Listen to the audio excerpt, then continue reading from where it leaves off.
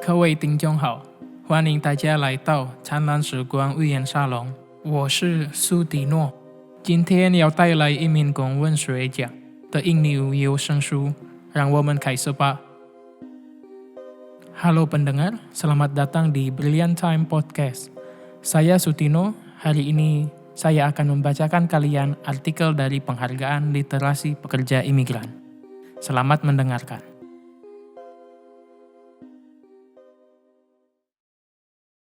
Hailang ke Justo Lasso.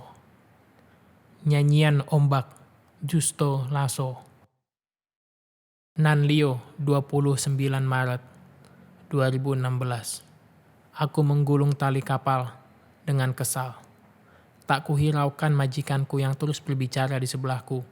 Aku tahu orang tua itu tengah merayuku, berbicara tentang ini dan itu. Sebenarnya tadi malam sudah ada pemberitahuan dari pihak Syah Bandar agar hari ini nelayan tidak pergi melaut. Cuaca sudah tidak bagus, bisa muncul ombak besar secara tiba-tiba. Dari ratusan kapal dan ABK, hari ini hanya satu-satu dan dua-dua kapal saja yang nekat melaut, termasuk Tuan Leo, majikanku.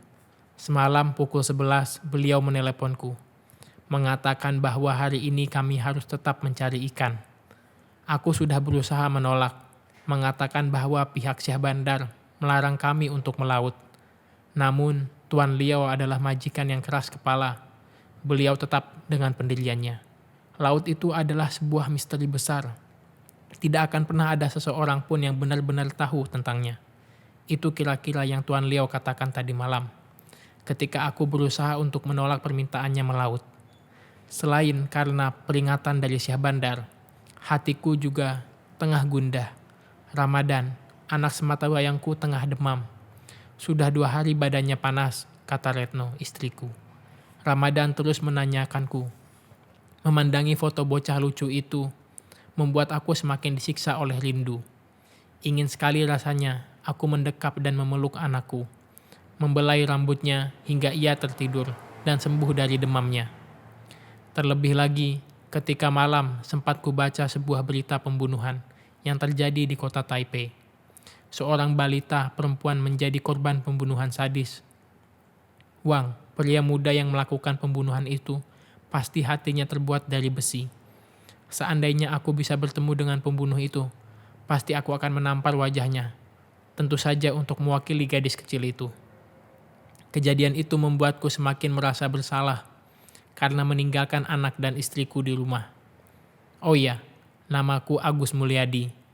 Tuan Leo memanggilku Yadi, tentu saja dengan aksen yang agak cedal pada pengucapan di. Aku berasal dari Dusun Lengkong, Kelurahan Mertasinga, Kecamatan Cilacap Utara, Kabupaten Cilacap. Aku datang ke Taiwan 2 tahun yang lalu, dengan meninggalkan seorang istri dan anak yang masih berusia 3 tahun. Di Lengkong, rumah kami sangat dekat dari laut. Pantai dan dinding di rumahku hanya dipisahkan oleh jalan raya dan kebun kelapa saja. Hampir setiap hari, aku ke pantai Lengkong. Di sana ada tempat pelelangan ikan lengkong yang selalu ramai. Tempat pelelangan ikan lengkong mulai buka tengah hari hingga menjelang senja. Sebenarnya, emak melarangku pergi ke sana, tapi aku selalu berhasil pergi dengan diam-diam. Saat musim kemarau, aku suka mencari kerang di bibir pantai, meninggalkan akar kayu besar tempatku duduk menunggu bapak. Malamnya, emak akan memasak hasil kerang buruanku untuk teman makan nasi. Sebenarnya tujuanku selalu datang ke tempat itu adalah untuk menunggu bapak pulang dari laut dengan membawa jaring dan tong yang penuh dengan ikan-ikan besar. Tapi, hingga lebih dari 7 tahun menunggu, bapak tidak pernah kembali dengan perahunya. Bapak tidak pernah pulang lagi. Aku tahu kejadian itu, tapi tak pernah mempercayainya. Kejadian di mana perahu bapak terbalik dihantam oleh ombak besar. Jenazah bapak tidak pernah kami temukan hingga sekarang. Berhari-hari aku dan emak menangis dalam kesedihan. Bertahun-tahun aku dan emak tidak bisa menerima kenyataan itu. Waktu itu kami benar-benar kehilangan. Tuan Leo sudah menghidupkan mesin. Sesegera mungkin aku membereskan semua peralatan kapal. Kupastikan semuanya sudah siap di atas kapal. Jerigen minyak, jala, peralatan pancing, tali temali, dan lain sebagainya. Yadi, cepatlah sedikit, teriakan Tuan Leo, memecah suara mesin kapal. Tak sampai 10 detik setelah berteriak, kepala beliau muncul dari dalam ruang kemudi, memastikan kalau aku sudah menyiapkan semuanya. Sudah Tuan, jawabku pendek. Begitu Tuan kembali masuk ke ruang kemudi, aku segera melepas tali jangkar dan menggulungnya. Kapal mulai bergerak perlahan, memunculkan buih-buih putih di lambung kapal sepanjang 12 meter itu. Kapal milik Tuan Leo mempunyai kapasitas 10 gross ton. Seharusnya diawaki oleh 4-6 orang, bukan 2 orang seperti kami saat ini. Semakin lama, kapal bergerak semakin cepat, membelah perairan Hsinchu, meninggalkan dermaga Nanlio. Tuan Leo, meskipun usianya sudah lebih dari 50 tahun, tapi beliau masih tetap terampil mengemudikan kapal. Menurut Tuan, dari umur 18 tahun, beliau sudah turun ke laut untuk mencari ikan. Dalam hitungan menit, jejeran kapal dan pasar ikan nampak semakin kecil. Dermaga Nanlio, rumahku, 2 tahun terakhir ini terlihat seperti susunan Lego berwarna-warni. Ya, selama ini, semenjak kedatanganku yang pertama kali di Taiwan, aku memang selalu menetap di dermaga. Di atas kapal ini, ruang kemudi akan menjadi kamar tidurku saat malam menjelang. Kecoa dan serangga lainnya menjadi sahabat karibku. Meskipun sudah ratusan kali aku membersihkan seisi kapal, namun tetap saja serangga-serangga itu akan muncul kembali di dalam kapal, menyapaku saban malam. Bagiku dan juga anak buah kapal, memang sudah lumrah jika harus berumah di dalam kapal bersama dengan serangga. Untuk tinggal di dalam kapal pun, kami harus membayar setiap bulannya. Beruntung Tuan Leo membebaskanku dari uang bayaran tempat tinggal sebesar $2.000 setiap bulannya. Bukan tanpa sebab jika Tuan membebaskan aku dari biaya tempat tinggal. Setahun yang lalu, aku dan Tuan sempat mengalami satu fase buruk.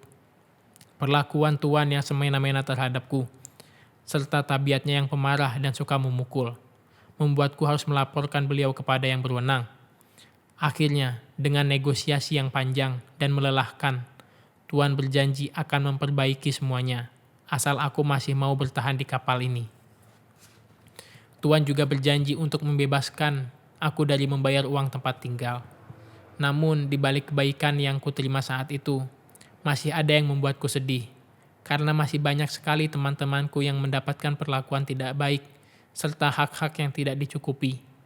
Jam kerja kami sebagai ABK memang tidak menentu, menyebabkan upah lembur kami menjadi rancu hitungannya. Resiko kerja yang kami hadapi juga sangat besar, namun perlindungan yang kami dapatkan sangatlah minim. Setelah kejadian itu, untuk pertama kalinya Tuan mengajakku ke rumahnya. Hampir 30 menit perjalanan dari dermaga menuju rumah beliau. Rumah 2 tingkat itu hanya Tuan tempati berdua saja dengan istrinya. Aku sangat terkejut ketika Tuan memperkenalkanku kepada istrinya, Nyonya Leo. Terbaring lemah di atas tempat tidur, tubuhnya kurus kering, tatapan matanya kosong. Tak sampai 1 jam aku di sana, Tuan kembali mengantarkanku pulang ke dermaga. Dan setelah hari itu, Tuan Leo benar-benar berubah.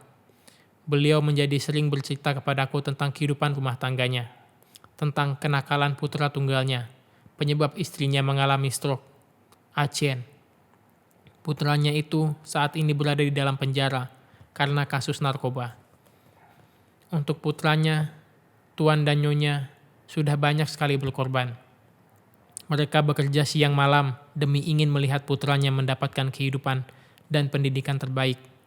Namun, seperti pepatah, air susu dibalas air tuba. Acien memberikan kenyataan pahit kepada orang tuanya. Nyonya Leo sangat terpukul atas kejadian itu, hingga membuatnya sakit berkepanjangan. Tapi, Tuan adalah seorang suami yang begitu hebat. Beliau dengan sepenuh hati merawat istrinya yang sakit. Dari sana aku menjadi tahu kenapa Tuhan menjadi seorang yang pemarah. Kulirik arlojiku. Matahari sudah semakin tinggi. Tak nampak lagi daratan. Angin berhembus seperti biasanya. Tidak ada tanda-tanda angin besar, seperti yang diperingatkan oleh Syekh Bandar semalam. Aku menjadi merasa bersalah terhadap Tuhan karena menolak kasar ajakan melautnya tadi malam. Aku mulai menyiapkan peralatan yang akan kami gunakan untuk menangkap ikan. Tuan kulihat tengah asik menghisap rokoknya. "Yadi, semua sudah siap?" teriak Tuan. "Sudah Tuan," balasku lebih keras. "Makan dulu sarapanmu." Tuan melambaikan tangannya menyuruhku untuk masuk ke ruang kemudi. Memang sarapan yang beliau belikan tadi belum kumakan. Karena saat berangkat hatiku kesal. Jangankan sarapan, menjawab pertanyaannya saja aku enggan. Bergegas aku masuk dan segera duduk di atas tong air minum. Chong Chuaping yang sudah dingin, ditambah dengan segelas naicha, akan cukup membuat cacing-cacing dalam perutku kenyang setidaknya hingga 3 jam ke depan. "Yadi, setahun lagi kontrakmu akan berakhir. Apakah kamu menginginkan kembali bekerja di Taiwan lagi?" Aku menghentikan makananku, menoleh ke arah Tuan, yang juga tengah menatapku. Tuan semakin hari badannya semakin kurus. Tak ada sinar sama sekali di wajahnya. Kasihan sekali beliau, harus menanggung beban yang teramat berat di masa tuanya. "Tidak Tuan," aku menggelengkan kepalaku pelan-pelan. "Saya harus menjaga anak dan istri, melindungi mereka. 3 tahun, walaupun hasil yang saya dapat tidak seberapa, tapi saya kira sudah cukup untuk memulai usaha kecil. Hidup bersama keluarga pasti akan jauh lebih bahagia, Tuan." Anganku menerawang jauh ke kampung. Anak dan istri, serta emak yang bayangannya menari-nari di benakku. "Kalau kamu balik 1 kali lagi, pasti modal yang kamu dapatkan akan jauh lebih banyak, Yadi." Mata Tuan sayu memandangiku.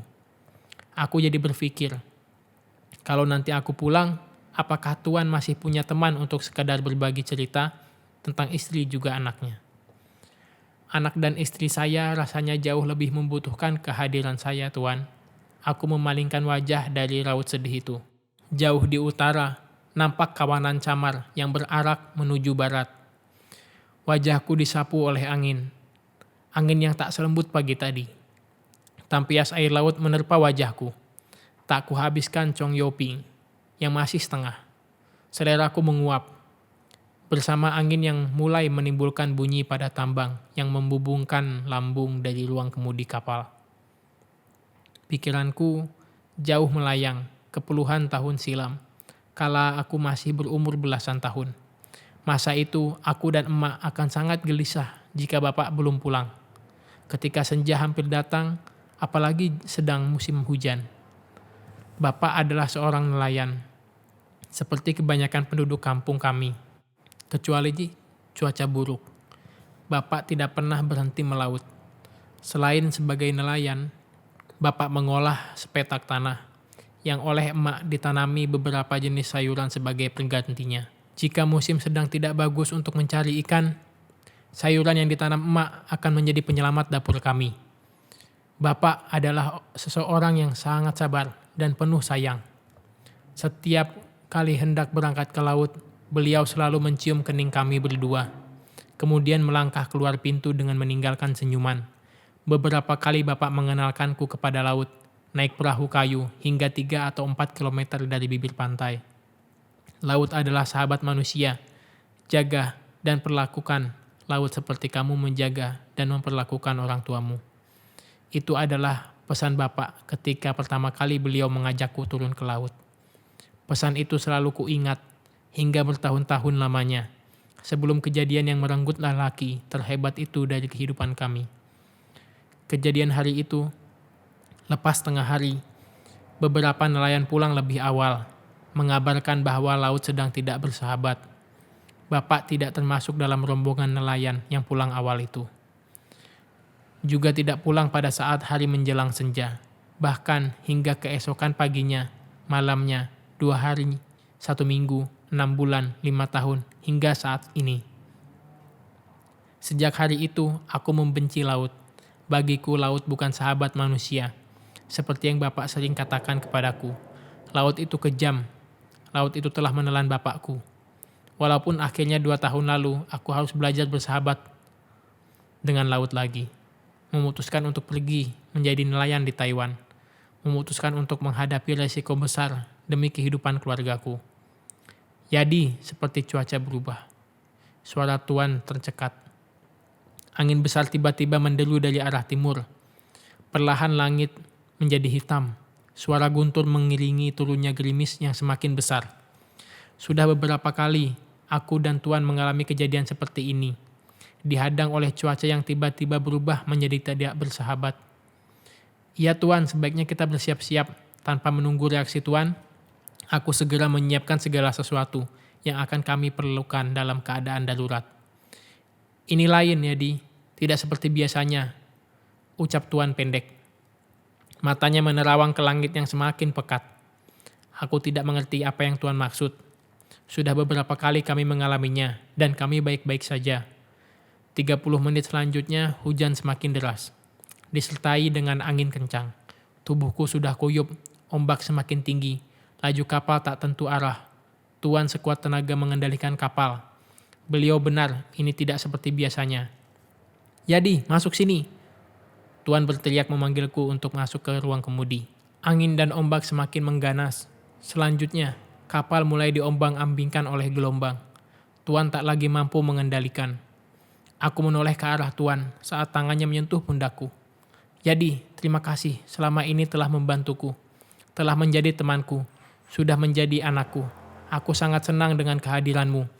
Aku juga minta maaf jika selama ini aku selalu marah kepadamu. Terima kasih telah mengisi kekosongan hatiku selama ini. Kulihat mata Tuan berair, tapi bukan air hujan. Aku tidak mengerti apa yang beliau ucapkan. Apa maksud Tuan? Air mata lelaki setengah abad itu semakin deras. Jadi, sejak anakku pergi, sejak kejadian itu, hidupku rasanya sudah hancur. Ditambah lagi dengan keadaan istriku. Ingin rasanya aku meninggalkan semuanya. Terlalu sakit, terlalu berat untukku. Tapi kamu tiba-tiba hadir. Kamu yang berasal dari mana? Entah dari mana, ternyata mampu menjadi temanku, menjadi anakku. Terima kasih Yadi untuk semuanya. Tiba-tiba lelaki itu mendekapku erat sekali. Aku hampir sesak napas. Tuan terisak, mataku juga mulai hangat dan perih. Aku balas memeluk Tuan dengan lebih erat. Terima kasih Yadi, bisik Tuan hampir tak terdengar olehku. Dan di saat bersamaan, tak ku dengar lagi bunyi mesin kapal. Tuan, mesin mati, teriakku sambil melepaskan dekapannya. Tuan segera memeriksa panel-panel pengendali mesin. Wajah Tuan semakin pucat. Di luar, hujan dan ombak semakin menggila. Kapal terasa dilempar ke atas, lalu dengan tiba-tiba dijatuhkan lagi. Perutku sudah mulai mulas. Kepala terasa begitu berat. Langit gelap. Aku berusaha menggapai apa saja untuk kujadikan pegangan. Ketika kapal kembali terlempar ke udara, tapi kali ini kurasa kapal terlempar terlalu tinggi. Aku hanya mendengar teriakan Tuan. Kapal jatuh ke air dengan posisi yang miring. Kepala kapal menghujam terlebih dahulu. Badanku terasa dihempaskan dari atas langit. Jatuhnya menimpa apa saja yang ada di bawahku. Sesaat kemudian ombak menarik semua benda yang ada di dekatku. Ombak juga menghantam tubuhku dari segala penjuru. Aku timbul tenggelam. Tuhan berbaik hati kepada kami. Dia tidak memisahkan aku dan Tuan. Dengan sisa kekuatan yang kupunya, aku berusaha terus memegangi tangannya.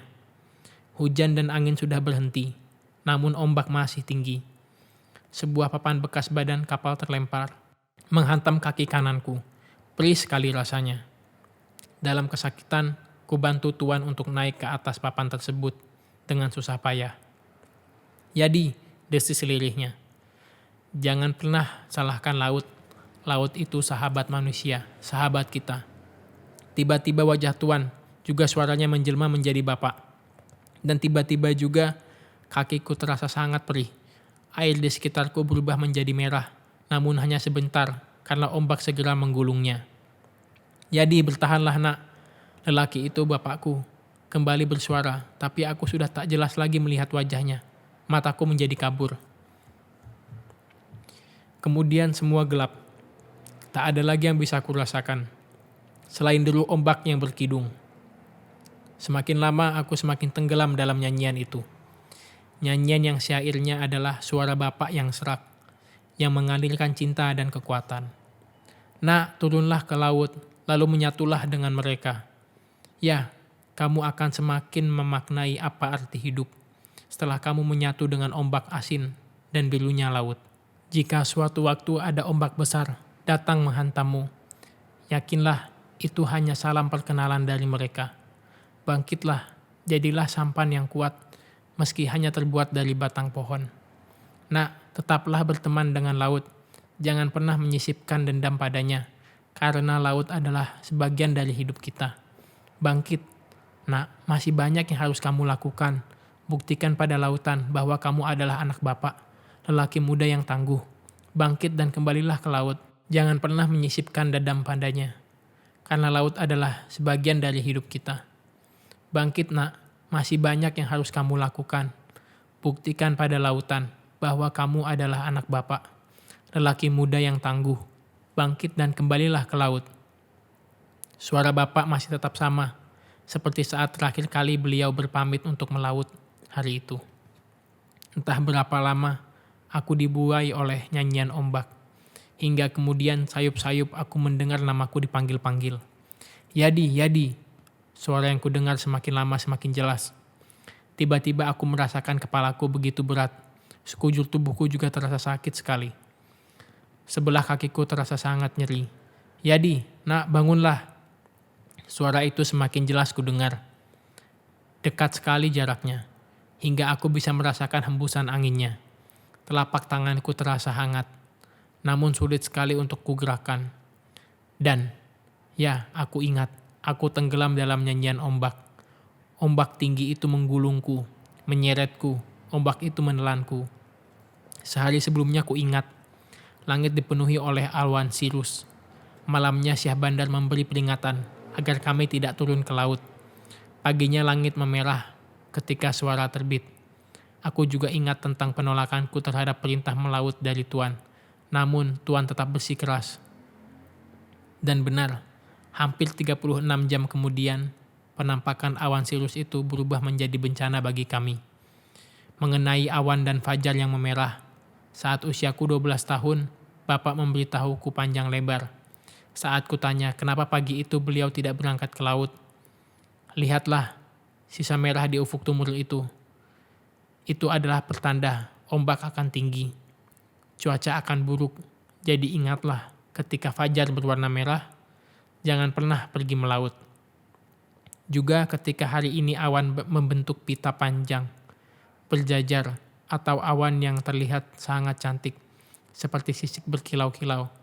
Esok harinya biarkan sampanmu tetap terikat di pantai. Lalu di kemudian hari, aku mengenal kedua awan tersebut sebagai awan sirus dan awan altocumulus. Aku ingat benar ketika ombak tinggi melambungkan kapal kami.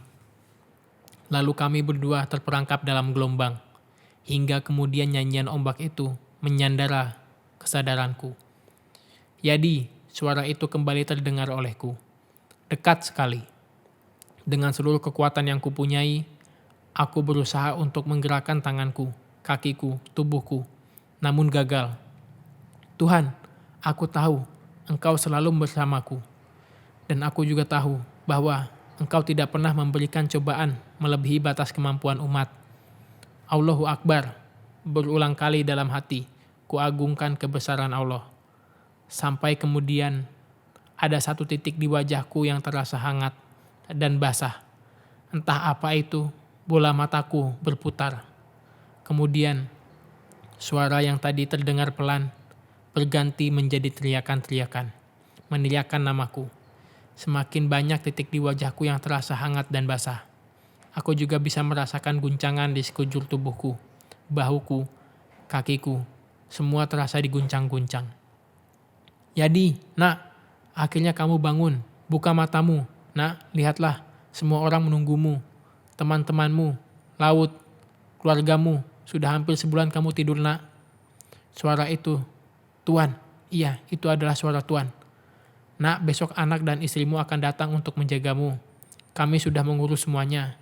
Bangun nak, esok saat anak dan istrimu datang, sambut mereka dengan senyumanmu. Tunjukkan kepada mereka kalau kamu adalah seorang ayah dan suami yang hebat. Tunjukkan pada mereka bahwa kamu adalah bagian dari laut dan ombak. Anak, istri, demi mendengar kedua kata itu, tiba-tiba saja kelopak mataku sedikit terbuka. Serawut wajah Koyo yang penuh air mata adalah yang pertama tertangkap oleh retinaku, wajah Tuan. Sedetik kemudian, entah dari mana asalnya, puluhan pasang mata mengupungku. Ayat-ayat penghantar rasa syukur bagi kebesarannya bersahutan. Seluruh ruangan berdengung, bercampur dengan tangis yang tumpah ruah. Lalu tiba-tiba seluruh ruangan kembali senyap saat wajah Koyo dan basah itu melekat erat di wajahku. Aku masih bisa membaui keringatnya, keringat Tuan. Lelaki yang rambutnya hampir rata putih, membuat seluruh wajahku basah. Badanku masih kaku, tanganku rasanya seperti kesemutan. Kepalaku masih berat untuk kugerakkan. Kaki kiriku terasa kram, dan kaki kananku tak terasa apapun. Terima kasih nak, Tuan berbisik di telingaku. Aku tak mau lagi menutup mata. Akan kubiarkan terbuka hingga esok. Anak dan istriku datang menemuiku. Tuan kembali berbisik, jangan pernah benci laut nak, air mataku menggenang.